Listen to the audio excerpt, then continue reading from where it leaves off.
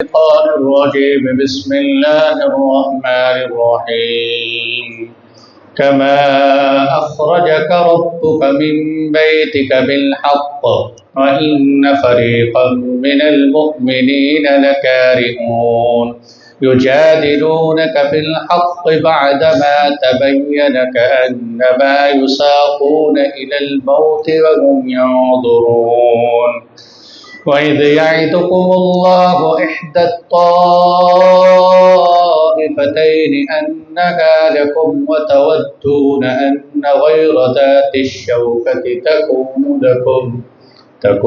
لَكُمْ وَيُرِيدُ اللَّهُ أَن يُحِقَّ الْحَقَّ بِكَلِمَاتِهِ وَيَقْطَعَ دَابِرَ الْكَافِرِينَ لِيُحِقَّ الْحَقَّ وَيُبْطِلَ الْبَاطِلَ وَلَوْ كَرِهَ الْمُجْرِمُونَ صدق اللہ العلی العظیم۔ سورہ انفال چل رہی ہے، آیت نمبر 5 اور 6 اور 7 اور 8 میں نے آپ حضرات کے سامنے پڑھی ہے۔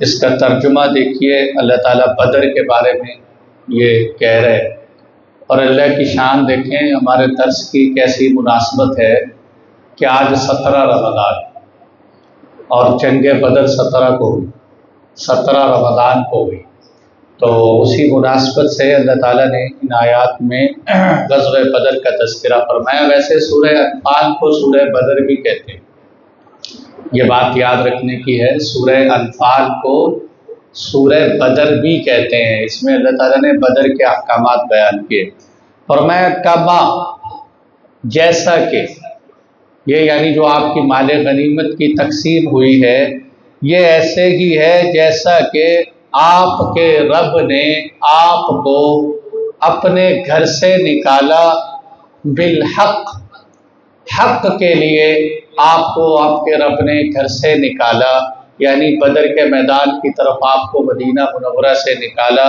اسی طرح اللہ تعالیٰ نے مال غنیمت کی تقسیم کی ہے، وَإِنَّ فَرِيقًا مِّنَ الْمُؤْمِنِينَ لَكَارِهُونَ، جبکہ مومنوں کی ایک جماعت اس نکلنے کو ناپسند کر رہی۔ اللہ تعالیٰ نے آپ کو بدر میں، اللہ تعالیٰ کہہ رہے ہیں میں نے آپ کو بدر میں نکالا، جبکہ بدر میں جانے کو کچھ لوگ ناپسند کر رہے، اس کی وضاحت میں انشاءاللہ کروں۔ یجادلونک فی الحق، اور یہ جماعت آپ سے جھگڑ رہی تھی، فی الحق، حق کے معاملے میں، حقیقت کے واضح ہو جانے کے بعد، اور وہ ایسے جھگڑ رہے تھے جیسے کہ یساقون الی الموت، کہ ان کو موت کی طرف ہنکایا جا رہا ہے، وہم ینظرون، اور وہ دیکھ رہے ہیں موت کو، وہ اپنی آنکھوں سے موت کو دیکھ رہے ہیں اور موت کی طرف ان کو ہنکایا جا رہا ہے۔ اب یہ تو ترجمہ ہے جو میں نے بتایا کہ اللہ تعالیٰ کہہ رہے ہیں کہ نبی جی ہم نے آپ کو بدر کی طرف نکالا اور ایک جماعت ناپسند کر رہی تھی اور ان کو ایسے لگ رہا تھا جیسے موت آنکھوں کے سامنے نظر آ رہی۔ اب یہ ذرا معاملہ ہم سمجھیں گے تو پوری بات واضح ہو۔ ایک تو پچھلے سبق میں چونکہ کچھ احباب شریک نہیں تھے، میں دوبارہ مختصر عرض کر دیتا ہوں کہ جب بدر میں اللہ نے مسلمانوں کو فتح عطا فرمائی، مال غنیمت تقسیم ہونے لگا، چونکہ اسلام کی پہلی جنگ تھی، اس سے پہلے جنگیں نہیں ہوئی، تو پہلی اسلام کا غزوہ تھا۔ جب مال غنیمت تقسیم ہونے لگا تو صحابہ کا آپس میں اختلاف رائے ہو گیا۔ کچھ صحابہ کہنے لگے کہ مال غنیمت ان لوگوں کو ملنی چاہیے کہ جو لڑائی کے بعد بھی کافروں کا پیچھا کرتے کرتے ان کے پیچھے تک گئے ہیں تاکہ وہ واپس نہ آئیں۔ کچھ کہنے لگے کہ مال غنیمت ان لوگوں کو ملنی چاہیے جنہوں نے حضور صلی اللہ علیہ وسلم کے گرد پہرا بنا رکھا تھا تاکہ کوئی اللہ کے محبوب کو تکلیف نہ پہنچا دے۔ تیسرا گروہ صحابہ کرام کا وہ تھا جو یہ کہنے لگا کہ بھائی جنہوں نے مال غنیمت اکٹھا کیا ہے لڑائی کے بعد حقدار بھی وہی۔ یہ ایک اختلاف رائے تھا، اس سے کوئی صحابہ کرام کی شان میں کوئی فرق نہیں پڑتا، اور ابھی اسلام کا مسئلہ بھی واضح نہیں ہوا تھا، تو اللہ تعالیٰ نے بطور تربیت کے صحابہ کرام سے فرمایا کہ میں تو تمہیں بہت آگے لے جانا چاہتا ہوں، اور اس موقع پر فرما دیا کہ مال غنیمت نہ لشکر کا پیچھا کرنے والوں کا ہے، نہ حضور کی حفاظت کرنے والوں کا ہے، نہ زمین سے اٹھانے والوں کا ہے، مال غنیمت تو اللہ اور اللہ کے رسول کا ہے، وہ جس کو چاہے دے، جس کے چاہے بارے میں فیصلہ کرے۔ بعد میں اللہ تعالیٰ نے قرآن میں یہ حکم بھی نازل کر دیا کہ اب جہاں بھی لڑائی ہوگی، جو مال غنیمت ہے اس کو 5 حصوں میں تقسیم کیا جائے گا، 5واں حصہ اللہ اور اللہ کے رسول کا نکالا جائے گا، 4 حصے مجاہدین میں تقسیم کر دیے جائیں گے۔ یہ اللہ نے قرآن میں بعد میں فیصلہ نازل کر دیا۔ اچھا، اب یہاں اللہ تعالیٰ کیا کہہ رہے ہیں؟ کما اخرجک ربک من بیتک بالحق، کما جیسا کہ، یہ تشبیہ آپ جانتے ہیں نا، جیسے کہتے ہیں میرا بیٹا شیر کی طرح ہے، میرا بیٹا چاند کی طرح ہے، یہ گویا کہ اس نے اپنے بیٹے کو چاند سے تشبیہ دی ہے کہ میرا بیٹا خوبصورتی میں چاند جیسا لگتا ہے۔ تو جیسا کہ لفظ تشبیہ ہے، یہ اللہ تعالیٰ صحابہ کرام کی بدر کی اس لڑائی کو کس چیز کے ساتھ تشبیہ دے رہے ہیں؟ اس پہ مفسرین نے لمبی لمبی باتیں لکھی، یہاں تک کہ امام ابو حیان نے 15 اقوال لکھے، اس وقت 15 باتیں نقل کی، لیکن ان میں سے جو سب سے زیادہ قریب باتیں وہ 3 ہیں۔ میں آپ کو لمبی باتیں سناؤں، آپ پریشان ہو گئے۔ ایک تو انہوں نے یہ کہا کہ آسان انداز میں سمجھاتا ہوں کہ انہوں نے کہا کہ اللہ تعالیٰ یہ بتانا چاہ رہے ہیں کہ مال غنیمت تقسیم کرتے وقت جس طرح تمہاری رائے یہ تھی کہ یہ اس طرح تقسیم ہونا چاہیے، اور پھر اللہ کا فیصلہ آیا کہ جو تم چاہ رہے ہو ویسا نہیں ہوگا، بلکہ یہ اللہ اور اللہ کے رسول کا ہے، وہ جس طرح چاہیں اس کو تقسیم فرمائیں۔ تو بعد میں تمہیں پتہ چلا کہ واقعی فائدہ اس میں نہیں تھا، فائدہ اسی میں تھا جو اللہ نے حکم نازل کیے۔ اسی طرح اللہ تعالیٰ کہہ رہے ہیں کہ جب تم بدر کے میدان میں لڑنے کے لیے جا رہے تھے تو تم انشاءاللہ میں واقعہ سناؤں گا، سمجھ آ جائے گا کہ تم تو بدر میں لڑنے کے لیے نہیں جا رہے، لیکن اللہ تمہیں لڑانا چاہ رہے، اور فائدہ کیا ہوا؟ فائدہ بعد میں آپ کو پتہ چلا کہ فائدہ لڑنے میں ہی تھا۔ یعنی اللہ یہ بتاتے ہیں کہ بہت سے کام تم یہ سمجھ کے کرتے ہو کہ میرے اعتبار سے یہ کام صحیح ہے، بعد میں پتہ چلتا ہے کہ یہ غلط تھا، اور اللہ تعالیٰ کو پتہ ہوتا ہے کہ صحیح کون سا ہے، غلط کون سا ہے۔ تو ایک تو کما کا مطلب یہ ہے کہ اللہ تعالیٰ یہ کہہ رہے ہیں بھئی جیسا کہ بدر کی لڑائی ہم نے تمہیں کروائی، ایسا ہی ہم نے مال غنیمت کی تقسیم کی۔ دوسرا اس کا مطلب یہ ہے کما اخرجک، دوسرا مطلب اس کا یہ ہے کہ اللہ تعالیٰ نے پیچھے فرمایا تھا جو لوگ ایمان لائیں، توکل کریں، اللہ کے بارے میں نماز قائم کریں، اور جو ہے اللہ کے راستے میں خرچ کریں، ان کے لیے اللہ نے درجات، مغفرت، اعلیٰ رزق کا وعدہ کیا ہے۔ تو اللہ تعالیٰ کہہ رہے ہیں جیسے یہ ہمارے وعدے ہیں، جس طرح بدر والوں کے بارے میں ہم نے یہ وعدہ کیا تھا کہ تم لڑو گے انشاءاللہ تمہیں فتح ہوگی، جس طرح اللہ نے وہ وعدہ پورا کیا ہے، اسی طرح اگر کوئی آج ایمان لائے گا، توکل کرے گا، نماز قائم کرے گا، تو اللہ اس کے وعدے بھی پورے فرمائے، جس طرح وہ وعدے پورے کیے اسی طرح یہ وعدے بھی پورے کرے۔ تیسرا مطلب اس کا یہ ہے، امام ابو حیان کہتے ہیں کہ میں سب سے زیادہ پریشان تھا، میں رات کو سو گیا کہ اس آیت کا مطلب کیا ہو سکتا ہے، کس سے تشبیہ دی جا رہی؟ کہتے جب میں رات کو سویا تو میں نے خواب میں دیکھا کہ ایک آدمی میرے ساتھ جا رہا ہے، اور چلتے چلتے مجھے اس نے پوچھا کہ تو پریشان کیوں ہے؟ میں نے کہا میں اس لفظ کما سے پریشان ہوں، مجھے سمجھ میں نہیں آ رہا، مجھے سب سے زیادہ اس نے تنگ کیا ہوا ہے، مجھے بتاؤ۔ کہتے مجھے اللہ نے اسی خواب کے اندر یہ بات ڈالی کہ یہاں ایک لفظ محذوف ہے نصرک، اور وہ سامنے والا بھی میری بات مان گیا کہ بات بالکل صحیح ہے۔ یعنی کیا مطلب نکلا کہ اللہ نے آپ کی بدر کے میدان میں اس لیے مدد کی کہ بدر کے میدان میں جانے کا آپ کو اللہ نے حکم دیا، آپ اللہ کے حکم کے موافق بدر میں گئے ہیں، اور جو آدمی اللہ کے حکم کو لے کر میدان میں اترتے ہیں اس کے ساتھ اللہ کی نصرت ہوتی ہے۔ یہ سب سے آسان بھی ہے اور بہت سمجھ میں آنے والا مطلب بھی۔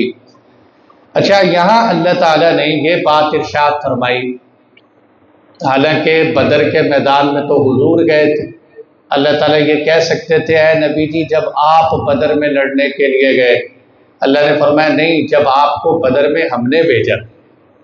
اس سے کیا پتہ چلتا ہے کہ نبی جو بھی کوئی کام کرتے ہیں وہ دراصل اللہ کے حکم سے کرتے ہیں، نبی کے افعال دراصل اللہ کے افعال ہوتے ہیں۔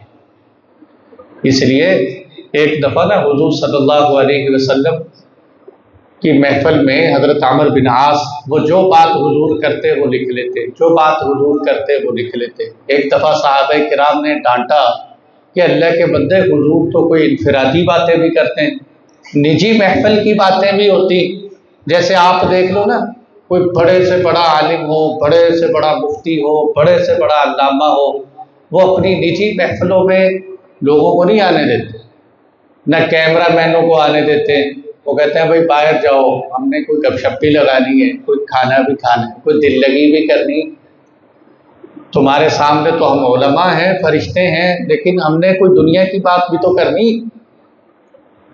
لیکن حضور صلی اللہ علیہ وسلم کے بارے میں بھی صحابہ کے ذہن میں آیا کہ اللہ کے محبوب کبھی کبھی کوئی بات دل لگی کے طور پہ بھی کر لیتے ہوں گے، ان کو روکنے لگے۔ وہ آپ صلی اللہ علیہ وسلم کے پاس آئے، اللہ نے قرآن میں وحی اتاری، وَمَا يَنْطِقُ عَنِ الْهَوَىٰ إِنْ هُوَ إِلَّا وَحْيٌ يُوحَىٰ۔ تم میرے محبوب کو اپنے جیسا نہ سمجھو، اللہ کے نبی نجی محفل میں ہو، اجتماعی محفل میں ہو، ہر وقت بات وہی کرتے ہیں جو اللہ کا حکم ہوتا ہے۔ یہ اللہ کے محبوب کی خاصیت تھی، میرے نبی کی کوئی بات پہ لغو نہیں تھی، الحمدللہ، کوئی ایک بات، ہر بات کا کوئی نہ کوئی مقصد تھا، کوئی بات بغیر مقصد کے نہیں۔ حتیٰ کہ ایک چھوٹے سے صحابی ہیں عمیر، بچے تھے، چڑیا کے بچے، انہوں نے ایک بچہ اپنے پاس رکھا ہوا تھا، اس سے بڑی محبت کرتے اور ہر وقت کھیلتے۔ آپ صلی اللہ علیہ وسلم نے ایک دن انہیں بطور مذاق کے ان سے یہ کہا، یا ابا عمیر ما فعل النغیر، عربی میں مذاق کے لیے کہا، یا ابا عمیر ما فعل النغیر، اے ابو عمیر تیری چھوٹی سی چڑیا کا کیا بنا، تیری چھوٹی سی چڑیا کا کیا بنا۔ علماء نے اس سے بھی مسائل نکالے، حضور کی اس بات سے بھی مسئلے نکلے، تب پتہ چلا کہ حضور صلی اللہ علیہ وسلم کی کوئی بات بھی بلا مقصد نہیں ہوتی۔ تو اللہ کہہ رہے ہیں نبی جی آپ نہیں گئے، ہم گئے ہیں، آپ کو بدر میں لے کے جانے والے ہم ہیں۔ اور اگلی بات یہ بھی ہے کہ یہاں یہ فرمایا مومنوں کی ایک جماعت اس کو ناپسند کر رہی تھی، اس کا مطلب کیا ہے؟ اب اس میں ذرا تھوڑا سا بدر کو آپ سنتے رہتے ہیں، سن لیں تھوڑا سا تو بات سمجھ میں آ جائے گی۔ اسلام اور کفر کی پہلی جنگ اس کو کہتے ہیں بدر۔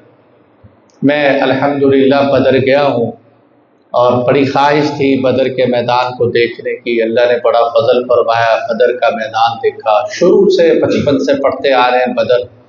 بدر کی جنگ ایسی ہے کہ جب بدر کا ہم نام لیتے ہیں نا تو ہمارے رونگٹے کھڑے ہو جاتے ہیں، ہمارے خون میں ایک حرارت پیدا ہو جاتی ہے۔ اگر آدمی بدر کو تفصیل سے پڑھے نا تو عجب جنگ ہے اسلام۔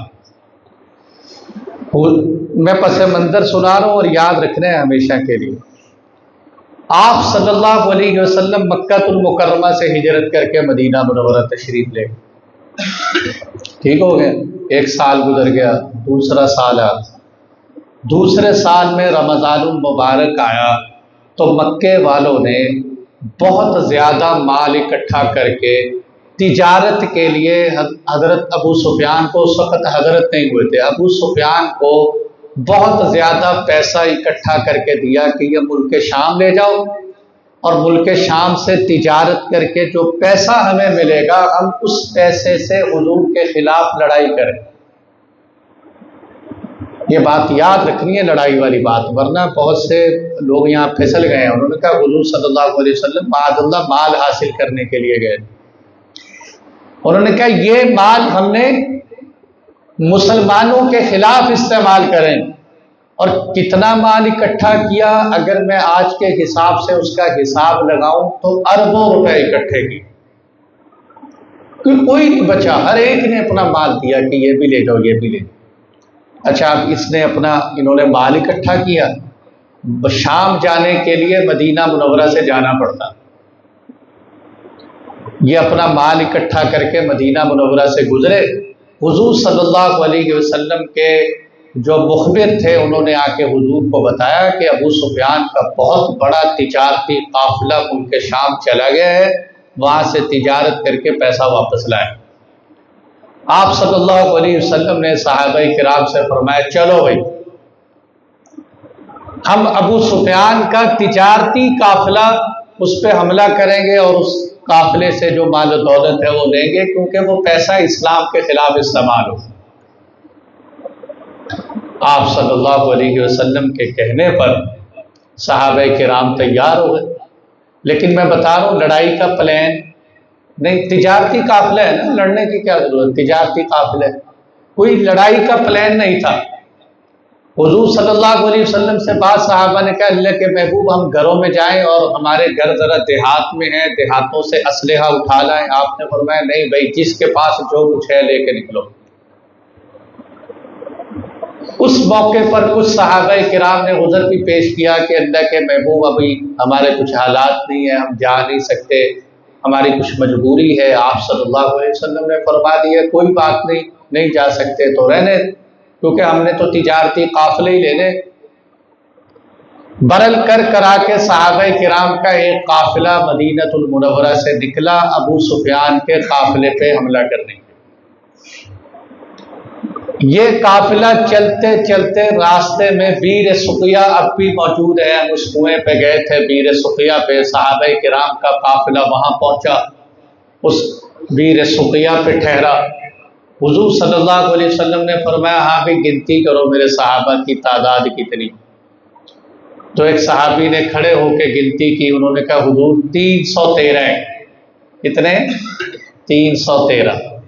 آپ صلی اللہ علیہ وسلم بڑے خوش ہوئے، آپ نے فرمایا الحمدللہ حضرت طالوت کے لشکر کی تعداد بھی 313 تھی، جس طرح اللہ نے طالوت کے لشکر کو جالوت پہ غالب کیا، اب انشاءاللہ اللہ 313 کو بھی غالب کرے۔ 313 کس طرح کے تھے کہ صحابہ کرام کے پاس ایک اونٹ پہ 3 افراد باری باری سوار ہوتے تھے، ایک سوار ہو جاتے تو پیدل چلتے تھے۔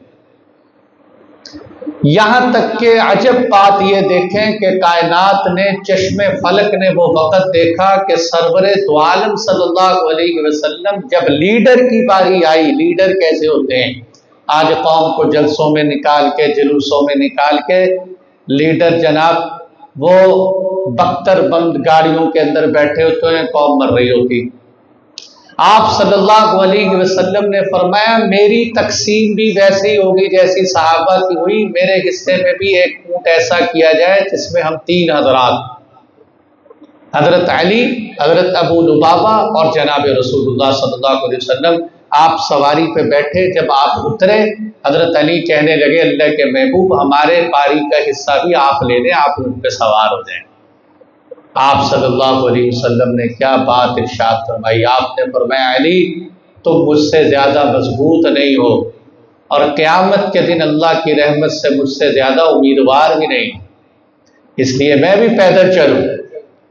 یعنی اندازہ کریں کہ صحابی سواری پہ بیٹھے ہوئے اور حضور پیدل جا رہے ہیں، کیا تواضع و انکساری تھی اللہ کے محبوب صلی اللہ علیہ وسلم۔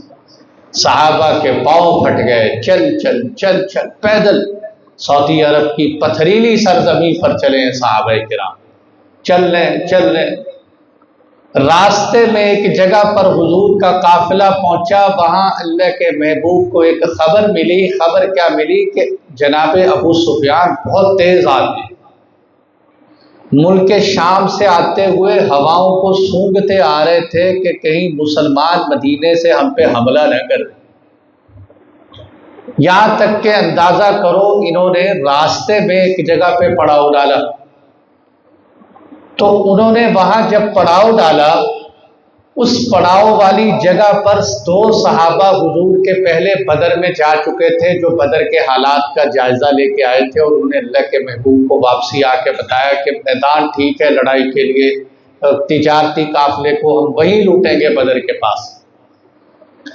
جب ان دو صحابہ نے بتایا نا تو ابو سفیان نے بھی اپنے مخبر بھیجے وہاں، وہ وہاں گئے، انہوں نے وہاں جا کے پوچھا کہ یہاں کوئی آیا تو نہیں تھا؟ انہوں نے بدر کے لوگوں نے بتایا کہ یہاں تو دو اجنبی آدمی آئے تھے، بس انہوں نے تھوڑی دیر اپنی سواری روکی اور واپس چلے گئے۔ ابو سفیان کہنے لگے وہ کہاں رکے تھے؟ انہوں نے کہا یہیں پہاڑی کے پاس رکے ہوئے۔ یہ وہاں گیا، اس نے وہاں دیکھا کہ اونٹنی کی مینگنیاں پڑی ہوئی، اس نے کہا ان مینگنیوں کو توڑو۔ اندازہ کریں دماغ، جنگی میدان، جب اس کو توڑا اس میں سے کھجور کی گٹھلی نکلی، کھجور کی گٹھلی دیکھ کے کہنے لگا کہ یہ گٹھلی بتاتی ہے کہ یہ مدینے کی کھجور ہے، یہاں مدینہ منورہ کے کوئی مخبر ضرور آئے ہیں، ہمیں قافلے کا راستہ چینج کرنا چاہیے، ہے کہ نہیں؟ آج دنیا کہتی ہے کہ ہماری ایجنسیاں بہت تیز ہیں، لاؤ ایسی ایجنسیاں تیز، اتنی تیز دماغ کا کمال دیکھو، اپنا قافلہ گھما دیا اور اتنا گھمایا کہ وہ ساحل سمندر کی طرف لے گئے، اور آپ صلی اللہ علیہ وسلم کو خبر ملی کہ قافلہ تو آپ کے ہاتھوں سے نکل گیا۔ لیکن ابو سفیان نے ایک اور کام کی، اس نے کہا ہو سکتا ہے پھر بھی مجھے لوٹ لیں، میرے اوپر حملہ ہو جائے، تو اس نے زمزم بن عمر غفاری کو تیار کیا کہ زمزم بن عمر غفاری جلدی سے تیز اونٹنی دوڑاؤ، مکہ المکرمہ پہنچو، مکے والوں کو کہو آج تمہارا تجارتی سامان لٹ گیا، اگر بچا سکتے ہو تو جلدی پہنچ جاؤ۔ اس نے گھوڑ سواری پہ بیٹھا، اونٹ اس زمانے میں جنگ میں رواج تھا کہ جب حالات خطرناک ہوتے تھے تو اونٹ کا ناک کاٹتے تھے، کان کاٹتے تھے، اس کے اوپر زخم کر دیتے، کپڑے پھاڑ دیتے، یہ اندازہ ہوتا تھا دور سے ہی دیکھ کے کہ حالات خراب ہو گئے۔ جب وہ اس انداز سے مکہ المکرمہ میں داخل ہوا تو مکے والے سمجھ گئے کہ لگتا ہے ابو سفیان کے قافلے پہ حملہ ہو۔ اب یہ سارے کے سارا مکہ المکرمہ اکٹھا ہو گیا، 1000 کا لشکر تیار، جو نہیں جانا چاہتے تھے وہ بھی چلے، جنہوں نے اپنا اسلام چھپا رکھا تھا، حضور کے چچا حضرت عباس مسلمان تھے لیکن اپنا اسلام چھپایا ہوا تھا، ان کو بھی زبردستی لے گئے۔ اور ان کے پاس اتنے گھوڑے تھے، 200 گھوڑے، اور اتنے اونٹ تھے۔ اچھا اس پہ بھی ایک دلچسپ واقعہ سناؤں، یہ جب سفر کے لیے نکل پڑے نا، ادھر سے یہ قافلہ، قرآن دونوں قافلوں کی بات کرتا ہے، ادھر سے یہ لڑائی والا قافلہ نکلا بچانے والا، ادھر سے تجارتی قافلہ۔ آپ صلی اللہ علیہ وسلم کو جب پتا چلا کہ اب وہ لشکر ہاتھ سے نکل گیا اور ابو جہل کا لشکر تو لڑنے کے لیے آ رہا ہے پورا تیار ہو کے، اب حضور کو اندازہ نہیں تھا کہ وہ لشکر کتنا زیادہ ہے۔ آپ صلی اللہ علیہ وسلم نے ان کے ایک جاسوس کو پکڑ لی، جب اس جاسوس، یہ میرے نبی کی فراست دیکھیں، وہ تو میں نے ابو سفیان کی فراست دکھائی نا، میرے محبوب کی فراست دیکھ۔ آپ نے ان سے پوچھا کہ بھئی وہ قافلہ کتنا بڑا ہے؟ کہتا ہے مجھے نہیں پتا۔ صحابہ کرام نے اس کی ٹوکائی کی، وہ کہتا ہے پھر بھی مجھے نہیں پتا۔ بڑا پکا آدمی تھا، بار کھا کے بھی نہیں مان رہا۔ آپ صلی اللہ علیہ وسلم نے فرمایا بھئی پیچھے ہٹ جاؤ، میرے پاس لاؤ۔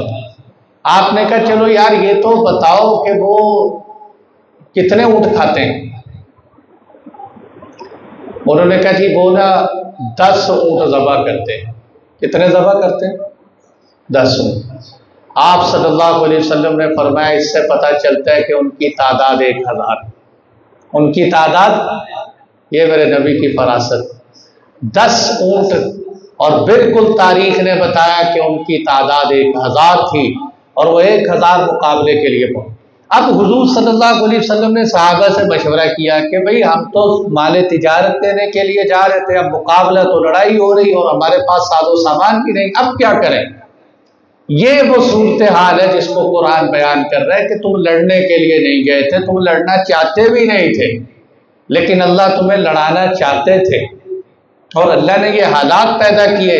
دیکھو اگر ابو سفیان کا قافلہ وہاں آ جاتا تو وہ حضور صلی اللہ علیہ وسلم سامان دیتے، کوئی بدر کی لڑائی نہ ہوتی، کیونکہ قافلے میں تھوڑی لڑنا تھا، لیکن اللہ نے بدر پیش کرنی تھی اور یہ دنیا کو دکھانا تھا کہ اے میرے محبوب بغیر اسلحے اور ساز و سامان کے میدان میں آؤ تاکہ اللہ کی نصرت کا دنیا کو پتہ چلے کہ اللہ کیسے مدد کرتے ہیں۔ آپ نے صحابہ سے مشورہ کیا کیا کریں؟ کچھ صحابہ کہنے لگے حضور ہمیں واپس چلے جانا چاہیے، صورتحال بدل گئی۔ حضرت ابوبکر صدیق رضی اللہ عنہ کھڑے ہوئے، انہوں نے کہا اللہ کے محبوب ہم لڑنے کے لیے تیار ہیں۔ حضرت عمر فاروق کھڑے ہوئے، اللہ کے نبی ہم لڑنے کے لیے تیار۔ آپ نے فرمایا ابوبکر بیٹھ جاؤ، عمر بیٹھ۔ حضرت مقداد بن اسود مہاجر صحابی کھڑے ہوئے، کہنے لگے اللہ کے نبی اذا لا نقول لك یا رسول اللہ كما قال قوم موسى لموسى فاذهب انت وربك فقاتلا انا هاهنا قاعدون۔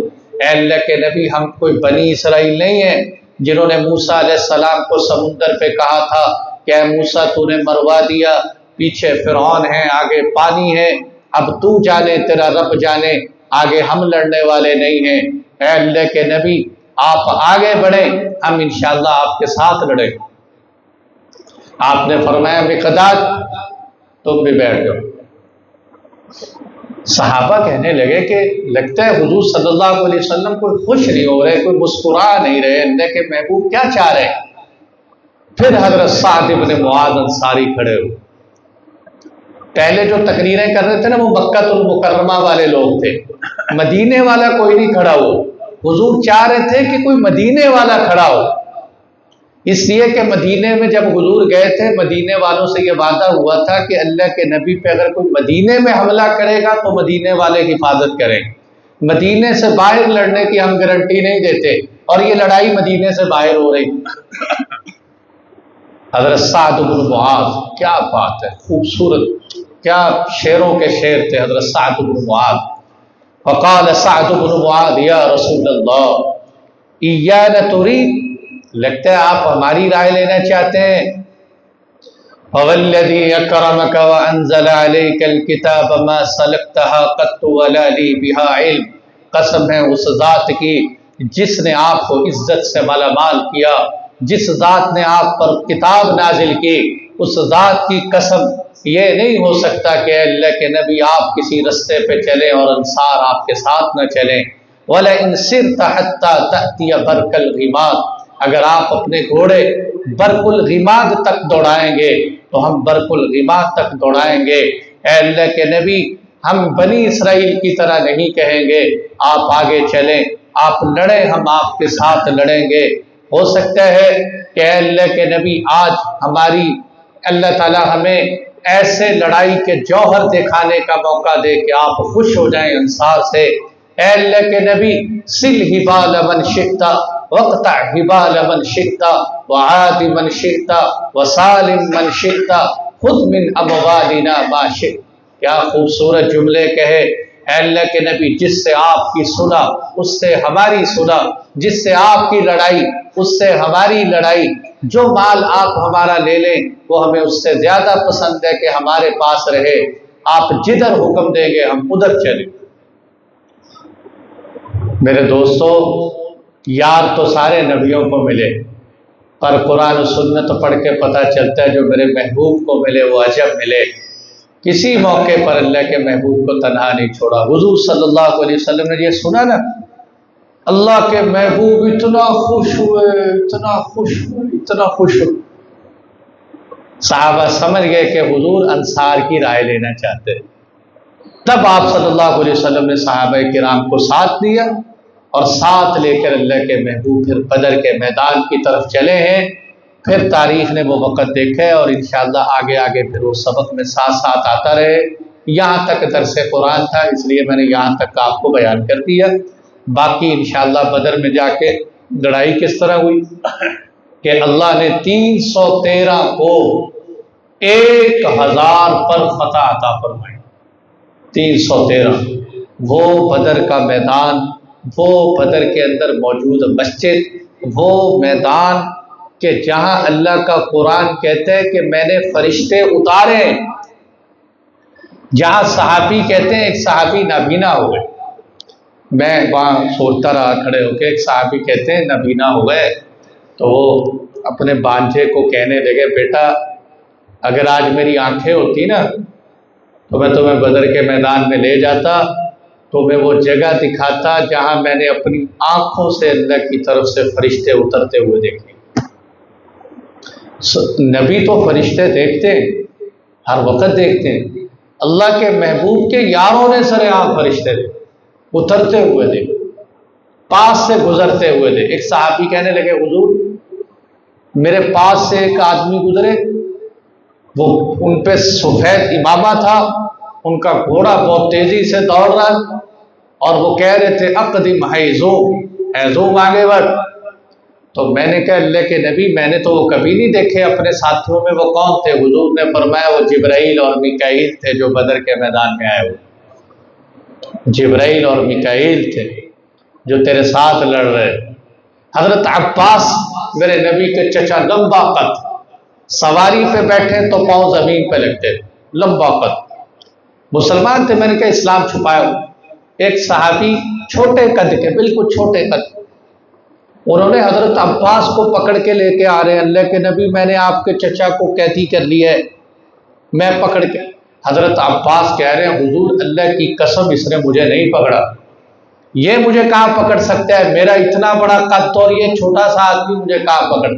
وہ کہہ رہے ہیں اللہ کی قسم حضور میں نے پکڑا ہے۔ حضرت عباس کہہ رہے ہیں اللہ کی قسم اس نے مجھے نہیں پکڑا اس نے نہیں پکڑا۔ دونوں کا تکرار ہو، آپ صلی اللہ علیہ وسلم کے سامنے آئے، آپ نے فرمایا عباس صحیح کہہ رہے ہیں، تو نے نہیں پکڑا، فرشتوں نے پکڑ کے عباس کو تیرے حوالے کیے، فرشتوں نے پکڑ کے۔ یہ وہ بدر کا میدان ہے، اس کی لڑائی اور اس کی تفصیلات انشاءاللہ قرآن کی آیات میں ساتھ ساتھ، البتہ دو فضیلتیں بدر والوں کی یاد رکھیں، ہمیشہ دو فضیلتیں۔ وہ باقی درس میں چونکہ لوگ آئے نہ آئے، بیٹھنے کا موقع ملے، میں کہہ رہا ہوں دو فضیلتیں یاد کر جو بدر والوں کے بارے میں۔ آج دشمنان دین صحابہ کرام پہ بھونکتے ہیں، الزام تراشیاں کرتے ہیں۔ جو آدمی صحابہ کرام پہ بکواس کرتا ہے، اپنی فضولیات بکتا ہے، وہ دراصل وہ آدمی وہ ہوتا ہے کہ جس کے حلال ہونے پہ شبہ ہوتا ہے۔ حضرت امام مالک رحمۃ اللہ علیہ سے کسی نے پوچھا کہ کمینہ کسے کہتے ہیں؟ انہوں نے کہا جو صحابہ پہ بھونکے اسے کمینہ کہتے ہیں، اس لیے کہ امت کو دین صحابہ کے ذریعے پہنچائے۔ یہ وہ 313 تھے جن کے بارے میں آج بھی وہ مسجد بدر کے میدان میں موجود ہے، جس میں میرے محبوب نے بیٹھ کے اللہ سے یہ کہا تھا کہ اے اللہ اگر یہ 313 کی جماعت آج سرزمین پہ باقی نہ رہی بدر میں، تو اے اللہ تیرا نام لینے والا روئے زمین پہ کوئی نہیں بچے۔ یہ گارنٹی صحابہ کے بارے میں اللہ کے محبوب نے دی۔ دو فضیلتیں بدر کی بڑی خوبصورت ہیں۔ ایک فضیلت یہ ہے، آپ صلی اللہ علیہ وسلم نے فرمایا بدر والو اللہ نے تمہیں جھانک کر دیکھا اور اعلان کر دیا کہ اے میرے محبوب آج کے بعد بدر والے جو مرضی کرتے رہے میں نے ان کے سب گناہ معاف کر دی، میں نے سب معاف کر دی۔ نمبر دو فضیلت، جبرائیل آئے، حضور آپ کے صحابہ میں ٹاپ پہ کون ہے، سب سے اعلیٰ کون ہے؟ آپ نے فرمایا میرے صحابہ میں سب سے اعلیٰ بدر والے۔